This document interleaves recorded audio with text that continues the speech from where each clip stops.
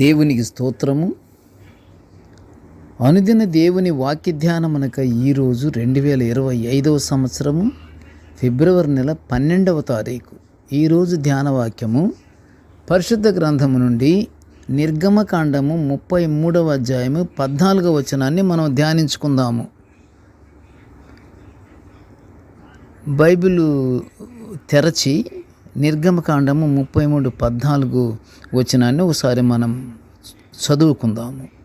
నా సన్నిధి నీకు తోడుగా వచ్చును, నేను నీకు విశ్రాంతి కలుగ చేసేదను. ప్రియ దేవుని బిడ్డలారా, ప్రభునామములో మీకు శుభములు దీవెనలు కలుగును గాక. ఈరోజు ధ్యాన వాక్యము దేవుని తోడు గురించి ధ్యానించుకుంటున్నాము. అయితే ఈ మాట ఎవరితో అన్నారంటే, దేవుడు మోషేతో అంటున్నాడు, నా సన్నిధి నీకు తోడుగా వచ్చును, నేను నీకు విశ్రాంతి కలుగ చేసేదను. ఇశ్రాయేలీల్ని పాలు తేనెలు ప్రవహించే దేశానికి తోడుకొని పొమ్మని దేవుని ఆజ్ఞ కదా.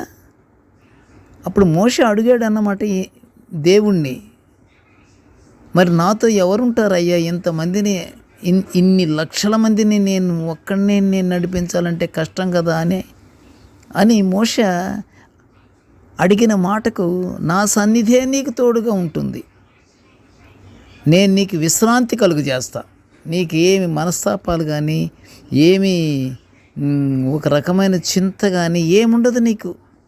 ఇశ్రాయేలీలను పాలు తేనెలు ప్రవహించుతున్న దేశమునకు మోషే తోడుకొని పోయే ముందు, నాకు తోడు ఎవరిని పంపిస్తున్నావు తండ్రి అని మోషే దేవుణ్ణి అడిగితే, దేవుడు ఏమన్నాడో తెలుసా? మోషేతో పలికిన మాట ఇదే, నా సన్నిధే నీకు తోడుగా వస్తుంది, నా సన్నిధి నీకు తోడుగా వస్తుంది. అబ్బా, మోషే అనుకున్నాడు, ఏమన్నా ఒక మనిషిని పంపిస్తాడేమో నాకు తోడు అనుకున్నాడు. ఏకంగా చూసారా ప్రియ దేవుని బిడ్డలారా, ఏకంగా దేవుని సన్నిధే మోషేతో తోడు వస్తుంది. ఇంకా ఏమిటిక, ఇక మానవుడికి ఏం కావాలి? ఇంకా యాక్చువల్గా దేవుని సన్నిధే వస్తుంది నాతో అని మోషే ఊహించలేదు, మోషేకి తెలియదు కూడా. అయ్యా, మరి నాతో ఎవరన్నా తోడుంటారా? మరి ఏంటి అన్ని లక్షల మందిని నడిపించాలంటే మాటలా? మరి కష్టం కదా. ఈయనకి తెలియదు మోషేకి, ఎవరన్నా ఒక మనిషిని నాకు తోడుకు పంపిస్తాడేమో అనుకున్నాడు. ప్రియ దేవుని బిడ్డలారా, స్తోత్రం, దేవునికి స్తోత్రం, దేవునికి స్తోత్రం. ఇదే ఈనాటి ధ్యాన వాక్యము. నా సన్నిధి నీకు తోడుగా వస్తుందని మోషేతో దేవుడు చెప్పిన మాట అది. దేవుని సన్నిధి కొరకు, తోడు కొరకు మోషే దేవుని ప్రార్థన చేయగా, నా సన్నిధే నీకు తోడుగా వస్తుంది, ఇంకేమిటి నీకు ఏ విధమైన కష్టాన్ని కానీ భారాన్ని కానీ కలుగ చేయను, నా సన్నిధే నీకు తోడుగా ఉంటుంది మోషే అని చెప్పిన మాటకు, నీకు అన్ని విధాల విశ్రాంతి కలుగ చేస్తానని దేవుడు మోషేకు వాగ్దానము చేసినట్లు పరిశుద్ధ గ్రంథము సెలవిస్తుంది. దేవుని సన్నిధిలో మనము గడపాలి, దేవుని సన్నిధినే మనము ఆశ్రయించాలి, దేవుని సన్నిధినే మనం ఆశ్రయముగా చేసుకొని దేవుని భయము కలిగి రక్షణ పొందుకోవాలి. దేవుని యందు భయం ఉంటే దేవుని సన్నిధి మనతో ఉంటుంది, మనకి రక్షణ కూడా మనకి అనుగ్రహించబడుతుంది. ప్రియ దేవుని బిడ్డలారా, ఆయన సన్నిధిలో కృతజ్ఞతాస్తుతులు చెల్లించుచు ప్రతి విషయమందును ఆనందంగా ఉండాలని, దేవుని తోడుంటే మనము మన కుటుంబాలు ఎంతో ఆనందంగా దేవుని బిడ్డలముగా మనము జీవిస్తామని పరిశుద్ధ గ్రంథము సెలవిస్తుంది. ఆయన తోడుంటే ఏమిటన్నారు? మన కుటుంబాలు, మనము ఎంతో ఆనందంగా సంతోషంగా ఉంటామట. దేవుని తోడు ఉన్నవాడు ఎంతో హాయిగా జీవిస్తాడు. అయితే ఆయన తోడు కావాలంటే అంత సులభంగా వచ్చేది కాదు. దేవుని సన్నిధే అయ్య బాబోయ్, ఎంత కష్టమా మాట అసలు. ఆయన సన్నిధి, ఆయన తోడు కావాలంటే ఆయన బలిష్టమైన చేతి క్రింద దీన మనస్కులై ఉండాలని పేతురు రాసిన మొదటి పత్రిక 5వ అధ్యాయం 6లో చూస్తున్నాము. ప్రియ దేవుని బిడ్డలారా, వింటున్నారా?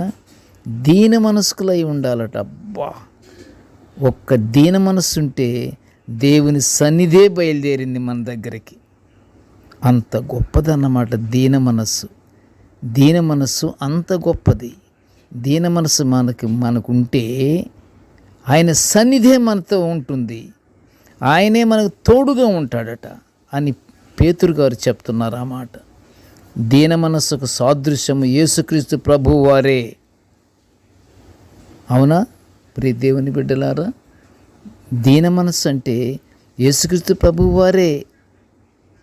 అంతటి దీన మనస్సు కలిగి మనము దేవుని తోడు కొరకు దేవునికి ప్రార్థన చేయాలి.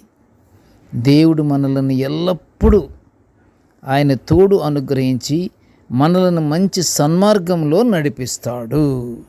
ప్రార్థన చేసుకుందాము. కృపగల తండ్రి, జీవముగల నాయన, నీ పాదములకు స్తోత్రములు. ప్రభువా,